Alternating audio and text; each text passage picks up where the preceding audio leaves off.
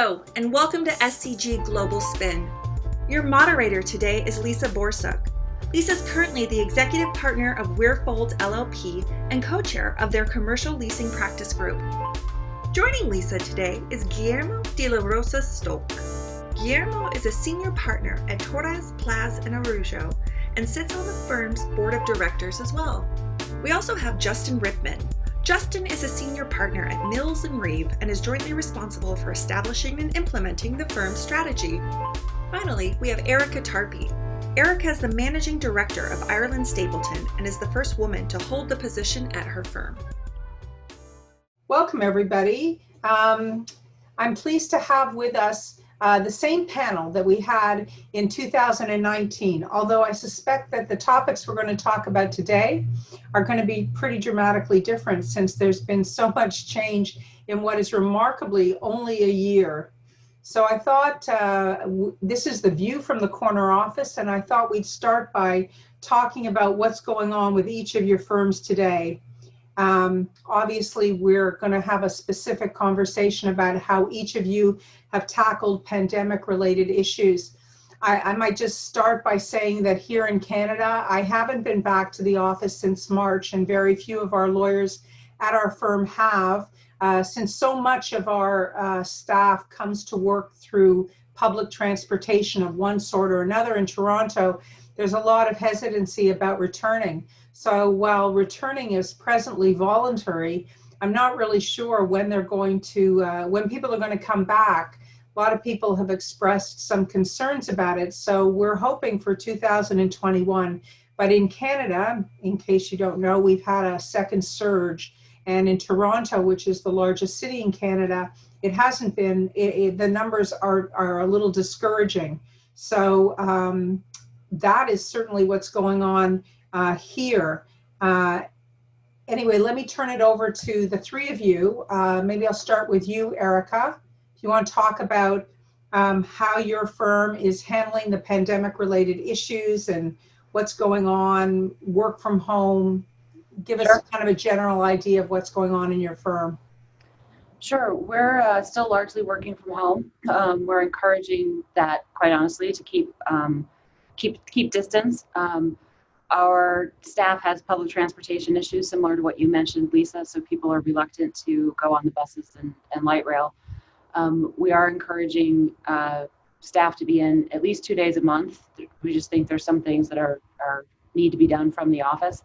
Some of our attorneys have opted to come in on a pretty regular basis. I'm sitting in my office today, but I haven't been here in weeks, and since March, I've maybe been in the office 6 or 7 times. So some people are choosing to come in on a regular basis. Some of our attorneys, like myself, come in when there's stuff that is better done in the office, either large document type projects or similar things. We don't have a set return to work date in mind. We're just kind of playing it by ear and seeing what happens with various surges, schools returning to in-person education. But I think it'll be well into the spring at the earliest, before we're really returning to work, and before we're at a full complement back in the office. My personal view is it'll probably be well into the summer or next fall before we're kind of back to pre-pandemic levels of attendance in the office. Yeah, thanks, Erica. I'm going to have a couple of little more pointed questions about it, but let me get a general summary from each of Justin and Guillermo. Justin? So I guess we've been through various phases. In March, we went into a lockdown, and the message from the government was you must work from home. Our offices never actually completely closed, but we had very, very few people in, just essential staff. It then slightly shifted to work from home if you can, and that meant that we could begin to get our offices sort of COVID ready. And we started allowing people back in who needed to be in for reasons like well-being or indeed for specific client needs. It then looked as if things were going to open up, and the government started beginning to suggest the message was go back to work if you can. And that coincided with our new trainees starting in September. And we were very keen to try and get some people into the office if we could, to support them, to ensure they could spend some time in our offices. Throughout, we've made it very clear that going to the office was voluntary, but I guess we were heading from perhaps empowerment, so empowering people to go in if they wanted to encouragement, so that we could have some people around. And very shortly after we started that, we were heading for perhaps somewhere around 40% occupancy, which is the maximum we can get in COVID secure arrangements. We began to get the beginning of our second spike. The government turned around on itself and went back to work from home if you can. But I think what was different at that moment was that I think had we as a firm back in March tried to do anything than follow the government guidelines absolutely to the letter, I think people would quite rightly have said, well, hang on a minute, that's what we ought to be doing.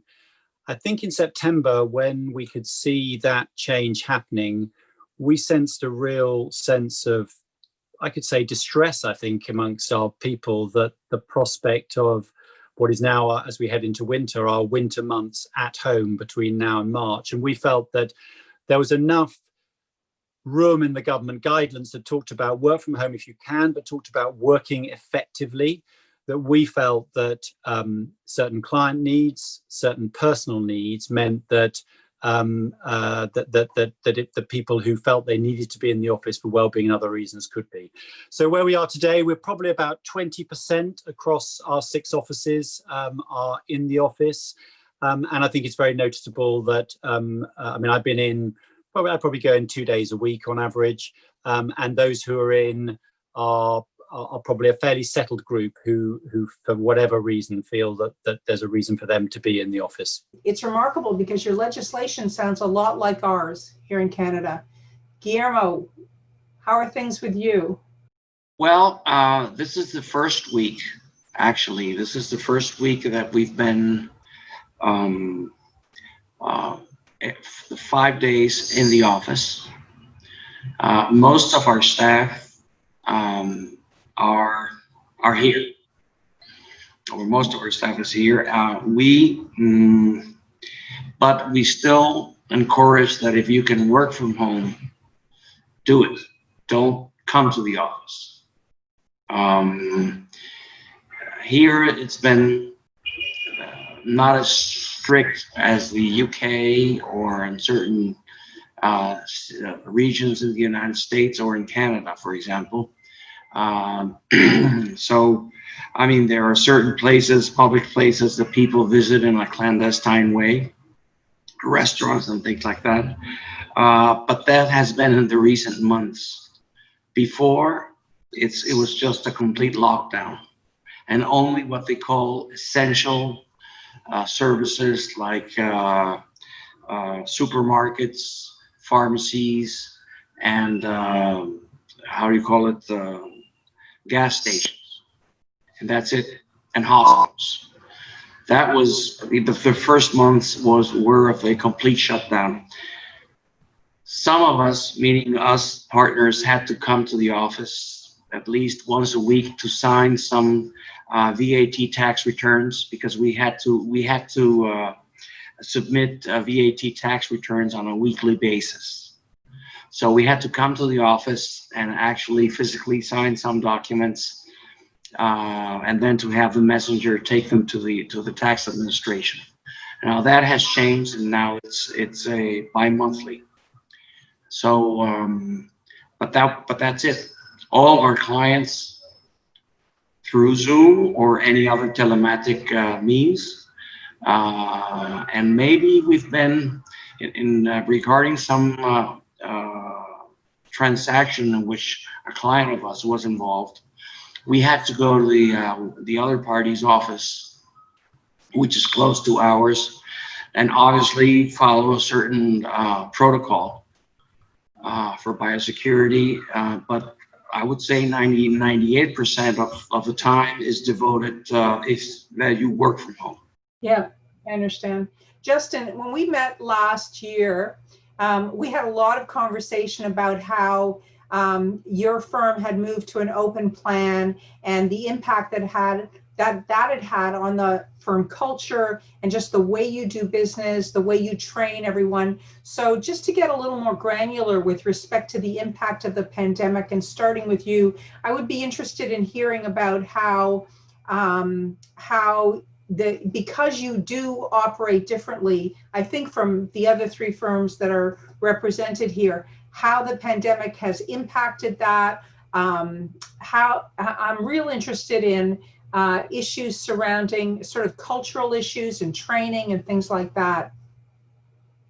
Okay, so I suppose a number of points. I mean, the first probably to make the point is that things are, I guess, are better than we thought they might be. I mean, certainly, I don't know about, we'll hear about the other firms. Certainly, we set some very conservative budgets when we went into lockdown, and actually the impact on the business has been surprisingly perhaps light, and we're currently slightly up on where we were this time last year in terms of our financial performance. I would have to say, as you'll remember, this time last year, we had Brexit. I'd hope we get through a webinar without having to mention that word, but Brexit and an election about coming down the tracks. So it was quite a difficult year in itself. But so I guess our general financial performance and cash flow was obviously something else we were particularly concerned about as we went into this pandemic, or as the pandemic started. And again, that's held up remarkably well. So that's a positive thing. As a business, the first thing we did when we went into lockdown was we decided as a board that we should set some principles which we should use to guide us through the pandemic. And we settled on 7 principles, and I'm not going to go through all of them, but they touched on things like, they were in no particular order, but it was perhaps no coincidence that the first of those was to ensure the well-being of our people. Another one was that whilst obviously safeguarding the interests of the business, we do everything we could to retain all of our people. We had some principles around financial hygiene, which obviously were absolutely crucial. And the last of the principles was around openness and transparency. And that's something we've very much employed throughout this. Communication, I think, has been really important. Claire, my managing partner, and I have, with no particular order, but daily, one of us has emailed all our staff every day. They've had an email from us providing an update on where we are, and with some relevant information about what's going on, whether in terms of the offices, the business, various things that we're trialing, and all those sorts of things. And actually, that has been really popular. And after about 3 or 4 months, we've done a number of surveys through this, which has been really interesting. We did a based survey about how people were coping working from home in about April, and we've repeated that survey every couple of months to see whether there are any trends in terms of people's well-being. And throughout those, we've asked about the daily emails, and did we need to be doing them daily? Did they want them to be reduced? And there's been a very strong feeling that people have really appreciated having that information from management on a daily basis. They haven't been terribly long, and actually we have now moved to 3 a week rather than every week. So communication, I think, has been really important through the process. In terms of our offices, what's been the impact of our open plan, which I know you're all really interested in? I don't know whether, as I say, the impact is that we can get about 40% in on a COVID secure basis, which certainly in the UK requires everyone to be at least 2 meters apart in terms of desk space. I don't know how different that would be if we were in cellular offices. One of the real benefits, unquestionably, is I know to some people's horror, we talked about a clear desk policy every evening. That has made it a lot easier to make our offices COVID secure, because of course it means cleaning and everything every night is very easy, because desks are absolutely clear, and that's a sort of standard process. So yeah, that's a little bit about how we've coped since March. Guillermo, maybe you can jump in here and talk a little bit about the impact of the pandemic on how you're connecting with the other people in your office and maintaining your firm's culture. What we've done, as I said before, is try and work from home as much as we can. Obviously, in Venezuela, this is considered what we call an occupational disease, meaning that it could be regarded that if you came to work and you got infected with COVID-19, then they could raise an issue against the employer, which is the law firm. So at the beginning, what we did is it's safeguarding our employees, safeguarding the firm, being very strict, and supporting a policy of working from home. Still, although this has been the first week when every business is open, we are still encouraging our people and everyone to remain home and not taking any measures if they decide to do so. It's something which is voluntary. We still stress that. It is a voluntary decision, and we're not telling people to come. That's first. Then it's not been very good for all businesses in Venezuela, because it was already slow because of the political situation of the country, but now having this pandemic, so the dynamic here is slower. And we feel that clients are sometimes postponing some business decisions in view of the pandemic, and that can hit our business.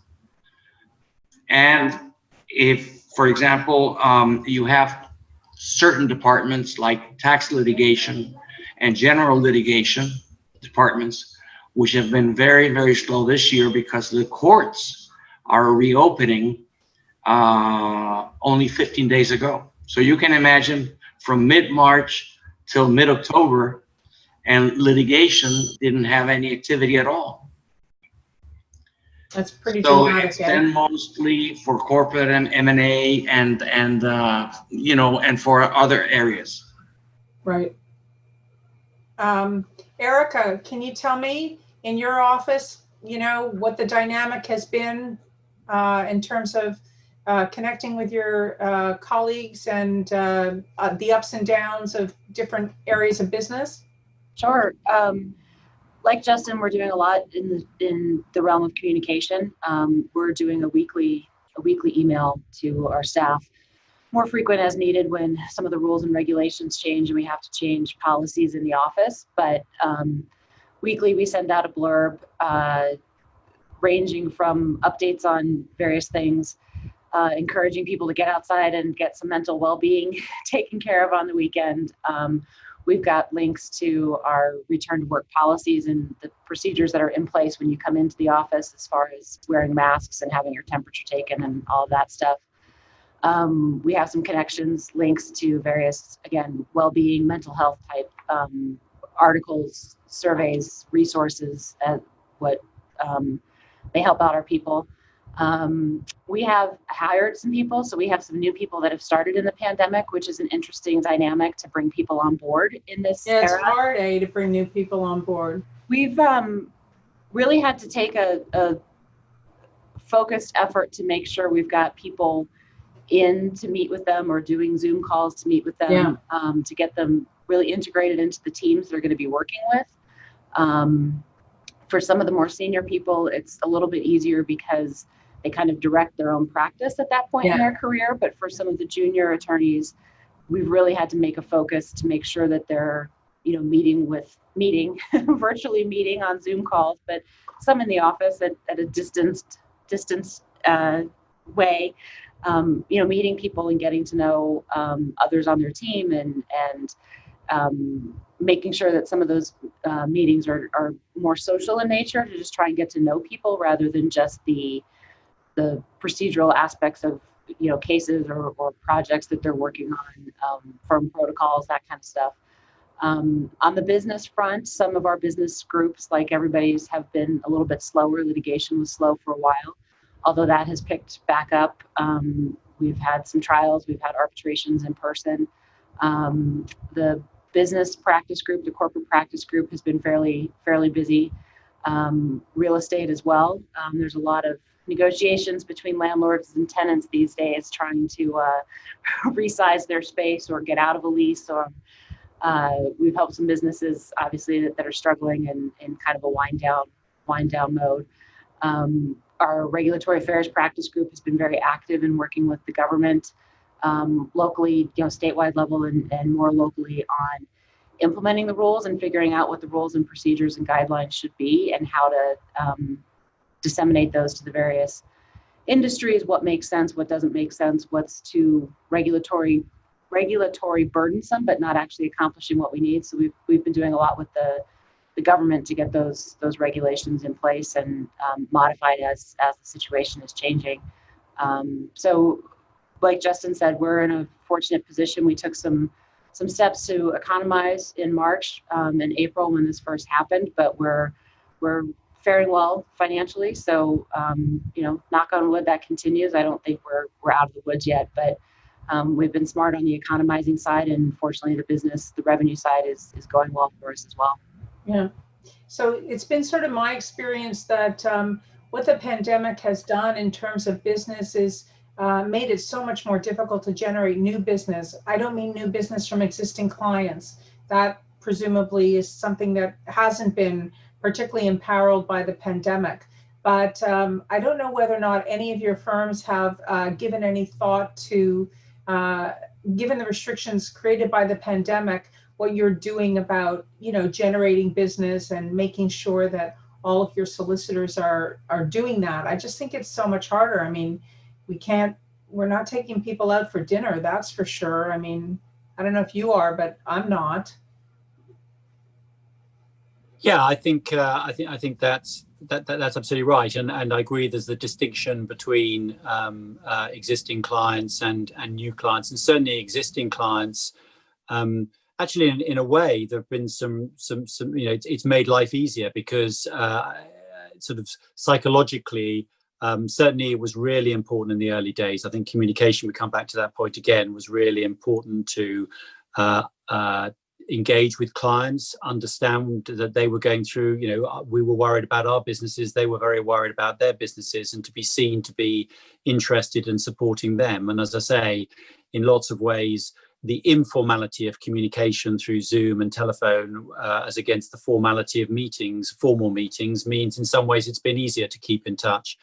I agree with you, new clients, I think is a lot more difficult. I mean, I'm sure like you, we've done a lot of webinars, and I mean, the attendance at webinars has been absolutely phenomenal, much better than at obviously real meetings historically. So we've had a lot of people, but I think it's more difficult to get as much out of those meetings because it is the casual conversation over the coffee break at a real meeting where often you make that communication, you have that fortunate conversation that really creates engagement, and that's more difficult. So we've found we've been doing a lot of work on the lists of attendees after meetings to really try and work out who are the valuable people, the people worth connecting with. And I don't know, I'm sure your marketing people say the same thing. I think that our marketing people usually reckon you need 7 touch points with a prospective client before you land them. And I think that's probably become nearer 12 or 14 touch points in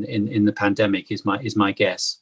Guillermo, in your practice, is the firm concentrating on its business with its existing clients, or has it created any kind of new initiatives that would probably be of great interest to everybody to hear for new ways to reach out to prospective new clients? Well, actually, yes. We've been trying to solidify, as you said, using your expression, the relationship with present clients, trying to develop more business, but then trying to develop new business from new clients. We have a logistical problem here, and that is that although there is for example, this week, there is a complete, all businesses are open, but I'm not able to travel to another city in Venezuela or travel through Venezuela without what we call a safe conduct. In other words, I have to visit clients and or new clients, and I would like to meet with them, and that's not possible. So it hasn't been easy. It hasn't been easy. I don't know whether you have the same experience in Canada, for example, whether you can go to Vancouver or although there was some kind of lockdown, but maybe in the last few months you were able to travel freely throughout the country? Well, in principle, we can travel freely, but nobody wants to. Okay. So really what everybody is doing when we talk to the lawyers in the firm about how they're thinking about generating new business, we're really talking about ways to do that without having any travel component, without having to actually, physically be in the presence of the client. And, that has resulted in are trying to find new ways to connect. I will say, though, that it seems as though for those of my clients that are working from home, they do appreciate hearing, like just getting a phone call saying, like, how you're doing has taken on a whole new meaning in their day. We've done webinars, like Justin has said. We've done a lot of those kinds of things as well. I've heard other stories about, there was one law firm apparently in the United States that sent a case of wine to each of their major clients and had a sort of a wine tasting on Zoom to try and reestablish those kinds of connections. So I don't know if Erica, maybe have you, has your marketing department come up with anything new and innovative in the context of trying to engage with clients or to engage with new clients? We've had some success with new clients with respect to, like I was mentioning, being involved in some of the regulatory rulemakings and rolling out some of the new regulations. That's enabled us with that early and inside knowledge of what's going on to be able to reach out to clients we may not have worked with before, to be able to help them navigate those new rules, because we've got good and early intelligence about how those are being implemented and what the rationale is behind them and what enforcement is going to look like. As far as marketing efforts, we've done some of the wine tastings, we've done dinner deliveries. So I've done some meal deliveries to people to quickly then get on a Zoom call and have a cocktail at the start of it, and then let them go off and have dinner on their own. And it's the closest we can get to right now, Lisa, to taking people out to dinner. But with some of our other clients, we've been exploring things like Zoom scavenger hunts. So we've done some of those with our staff as well. Just different activities to help be something other than just another Zoom call. We are all doing a lot of those, so trying to make them a bit more social than meeting-like. Yeah, and I guess those initiatives probably apply to your associates and your students as well. I find that one of the difficult things has been finding new ways to engage, particularly with associates and students, and making them feel like they're part of a culture that I understand because of my seniority, but that they may not understand. So I don't know if you've got anything new in that department as well. I'd love to hear about it. I think it's just a focused effort and reminding people of the need to make sure we're reaching out and looping, the new people that have joined our firm and the younger attorneys and staff into stuff that is relatively easy to loop them into when we're in the office. You see them before a meeting and say, hey, why don't you join me for this? It would be worthwhile for you to see this meeting, this negotiation, this deposition. And you have to be planning ahead a little bit more to do that in this remote environment, to make the call and make sure that they're scheduled to join and get them the link to the Zoom. And so it's just taking a more conscientious approach and planning mentality. Yeah. Justin, have you introduced new students? Yes. And new associates, and how have you managed to do that? How have you managed to integrate them into your into the firm? And as I say, when the new students started in September, we were in a period where we were looking as if we were going to gradually increase the numbers in the office, and we decided that they should be the real focus on, I say we had a maximum 40% capacity, and we felt that the focus should be on ensuring that they could spend some time in the office, and that when they were in the office, that they had support around them, and that we're still in a position where that's possible now, and that's been working reasonably well. And I think some presence in the office is really important.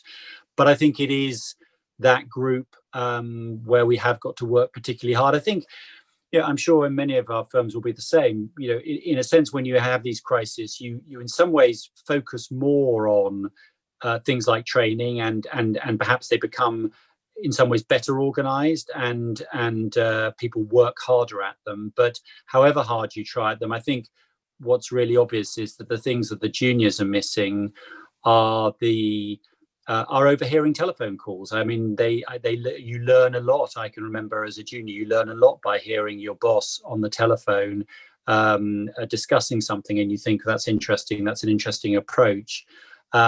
You pick up a lot at the coffee machine, the serendipitous conversation you have with somebody at the coffee machines. So all of that's really important. And I think that however you try and create the lines of communication, the other sort of thing that's difficult is that it's much more difficult for a junior lawyer who's got a question to actually send an email to somebody. Now, when they're in the office, what they would do is they would wait until they saw somebody get up to go and get a cup of coffee, or they saw someone put the telephone down, and you can just say, oh, can I just ask you this? Having to send an email to the partner and say, yeah, I've got an issue, can you call me, or can we have a word about something?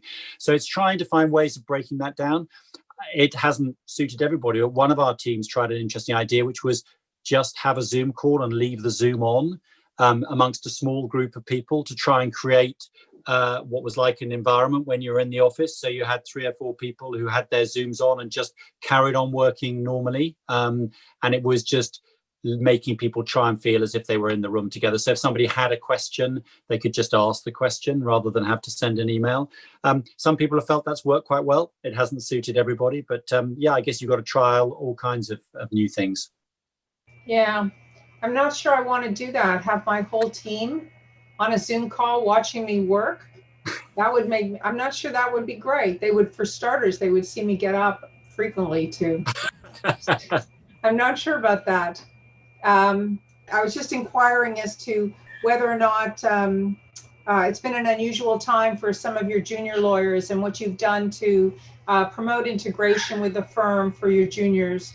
Yes, actually, what actually I've been doing, and I'm encouraging my partners to do so, is to meet outside of the office. For example, not encouraging them, as I said before, to come, but outside of the office, there are certain kind of offbeat cafes and places and we meet there, be in contact.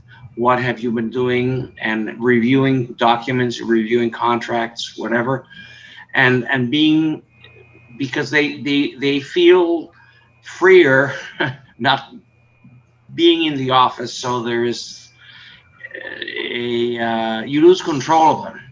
So actually, that's the way in which you maintain contact with them, and also you also manifest some interest in their well-being. You know, how are they doing? Yeah. How is their family doing? You know,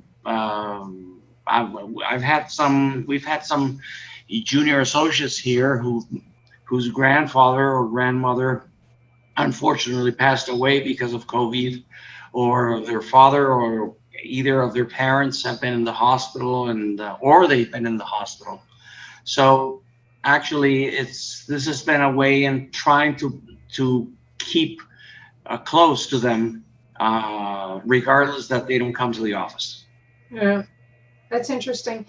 You know, they say that when you maintain that contact, a lot of the people are finding that it's a little more difficult to do that actually with women than it is with men.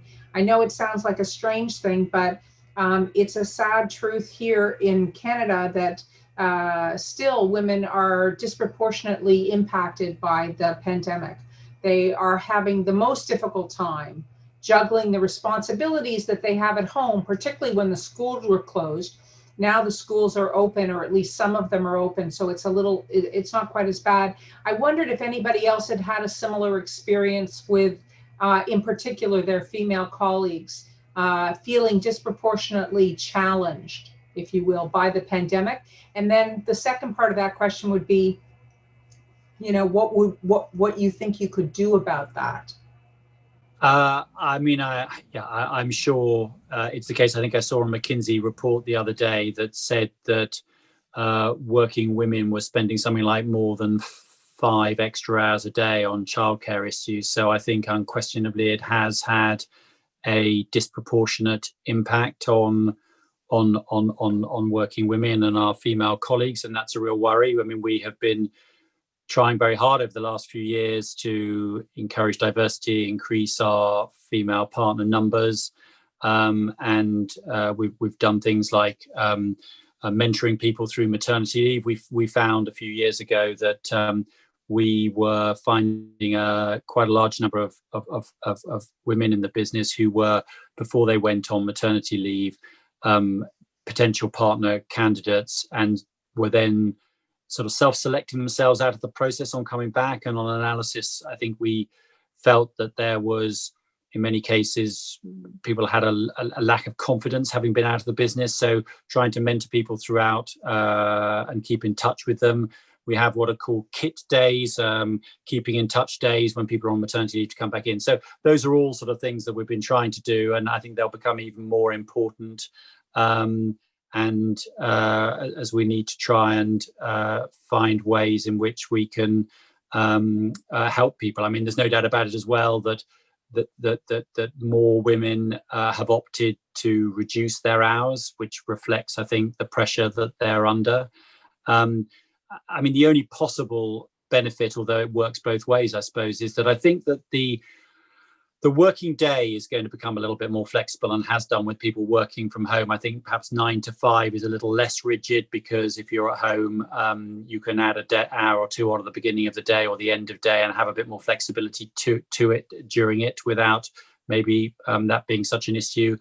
There is a flip side of that, though, that we've seen, which has been really concerning. You know, people working ridiculous hours in terms of starting work at 4 or 5 in the morning and stopping work at 8, and then looking after the children all day and starting work again at 6 or 7 and working through till 11, which clearly long term is unsustainable. So I'm afraid I don't have any answers, but it's something that we are going to need to work very, very hard on and be very aware of. I guess the important thing is that it's on every firm's radar screen. I mean, if there's no separation between the office and the home, you can imagine how difficult it is, you know, not to be involved somehow with your office 24 hours a day. I don't know if that's been your experience, Erica. I certainly would say that my hours have changed. Yeah, I think that's right. We're seeing the same thing that Justin mentioned. A lot of people starting their day much, much earlier, taking that break in the middle of the day to tend to children in most cases. Schools here are largely still remote. Some have gone back a couple days a week. And then, you know, return to remote if somebody in that classroom or that pod gets sick. So our parents, and quite frankly, a lot of our grandparents, are also helping with childcare at the moment. So they're, like Justin said, starting their day much earlier, taking a break in the middle, and then working much later. And I agree with Justin, that's long-term not a sustainable schedule. And then absent the childcare issue, I think we're seeing a lot more people as well, kind of, you know, you don't have the commuting time anymore, and that easily becomes hours that people are just starting to work and do things. On the one hand, I can say I like that because it increases billable hours and productivity, hopefully, but from a mental health standpoint and a physical health standpoint, that's not necessarily the best result. And you know, it gets difficult, like Justin was mentioning earlier, it gets difficult when you can't just see people to know they're free now, they're in a meeting, they seem really harried today, today's not the day maybe that I want to ask this particular question or bring up this topic. You know, you lose a lot of that in the face-to-face time, and in the remoteness when people don't have a set schedule like that. You don't know if they're not answering you in the middle of the day because they're in a meeting or they're busy working on something else, or that they have taken that as a break from their work hours because they have to attend to something else. So we're just, you know, having to communicate more and be more thoughtful about it. And like you said, Lisa and Justin, I don't have answers for the impact and the disproportionate impact it's having on women, but we are aware of it, and we are mindful of it, and are trying to stay on top of it and get creative with it.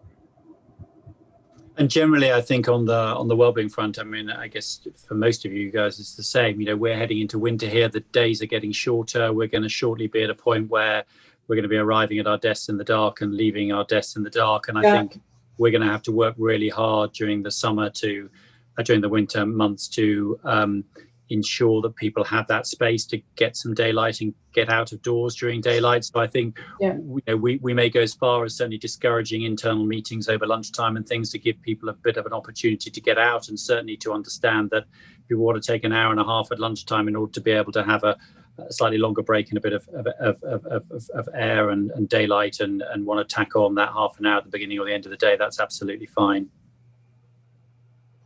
Actually, in my case, it's been very interesting. Sometimes I feel I work more hours being at home. Clients know you're at home. Unless you write to them saying, I'm in the meeting, telematically speaking, they'll call you at any time. And they know you're there. So they don't respect hours. In the past, maybe they did because they were home. Now, because they're working from home, you get more involved. It's a really interesting point, that, Guillermo, and I don't know whether others have experienced this. I would agree. I think we have seen billable hours probably increasing with people working from home. But I don't think that's the end of the story, because I think there is a question about how much of that recorded time will be recoverable. I think that we may find that with less distraction, people are recording more time, but maybe they're not as efficient as they were, or they have no reason not to record their time, which in many ways is a good thing. But I think it'll be interesting to see on a longer term what we refer to as our recovery rate, what impact that has on it. I don't know whether others are experiencing that. Yeah. I think that we're trying to bear down right now in the context of billable hours and return and profitability, because as we begin to approach sort of year end, it'll be interesting to see what the real impact of the pandemic has been. And the concern is that for those who are working more hours, whose time isn't recoverable, that they'll be disappointed with their numbers, if you will, at the end of the year, and that will have a longer term impact on what the value that the firm places on their contribution. I'm trying to find the right way to say this, but that you have to think about the different challenges that people have when they're working from home, and recognize that as a legitimate factor in valuing their contribution to the firm. And we haven't had to tackle that yet for those of us that are working on a calendar year basis, but it's coming. You know what I mean? That discussion for sure is coming. And for my firm, it'll be in January and in February, when we have to really take a closer look and examine what the impact of the pandemic has been on each individual lawyer's profitability. So a final question for all of you. So it's September, October of 2021, and hopefully we have a vaccine, and many of us are back at work in the offices. I'm interested in your thoughts about what you think are going to be the permanent implications of this pandemic. On the way you do business, on the way you generate business, on your relationship with your colleagues. It's kind of like a crystal ball question. Guillermo, what do you think will be going on in October of 2021? What will we be talking about? It will all depend on what our clients want. Meaning, if they got very scared because of this pandemic, and they feel threatened, so let's do more video conferencing, don't come to the office, or don't travel that much out of the country. I believe that travel, domestic travel will continue. Therefore, I will be able to visit my clients and will be as active as I was before the pandemic. I don't know, and I will try and be as active traveling internationally as I was before the pandemic. I don't know if clients would want you to travel internationally as much as before. Okay. And therefore, I mean, you'll have to reshape the way you practice. What do you think, Erica? It's a year from today. Where are you? Are you sitting in your office, or? Some days still not. I think we will be much more embracing of remote working than we had been previously. I think that is going to be part and parcel of almost everybody's schedule in our firm going forward. People previously had some concerns about, were people really as engaged? Were they as efficient? Were they as effective when they were out of the office? And from surveying our people, we think it's working well, and the surveys are telling us people want some of that going forward, and we'll probably be splitting their time, some days in the office, some days out of the office. I think as much as I can say some days I dislike the Zoom calls and the video calls and the other platforms for it, I don't think it's going away, and I think honestly it will help us with engagement with clients, the clients that aren't in your same city or in your same country, even, or town, state here in the States. Previously it was a lot more just video conferences just telephone conferences or visiting them in person. And I think the video technology that we've all figured out in the last 7-8 months is going to stay and help make those connections in between those in-person visits, or when it's not really feasible to travel across town, across the state, across the country to visit somebody. So I think that's gonna stick around. A year ago when we were in Washington, D.C., we were kind of giving Justin a hard time about whether the U.S. firms would ever embrace the open floor plan. For us, that has gotten a new attribute to it, which is right now with the regulations in Colorado, if you're sitting out in the open floor plan or working out in the open floor plan, you have to be wearing a mask all day. So the office with the door closed enables you to take the mask off. So I think that's added to the unlikelihood that we will ever go to an open floor plan in the near term future. But with working from home and other things, we're definitely looking at shrinking our footprint of our physical space. Other firms, I know, Justin, your firm is fairly paper light, and other firms around the SCG network have said similar things.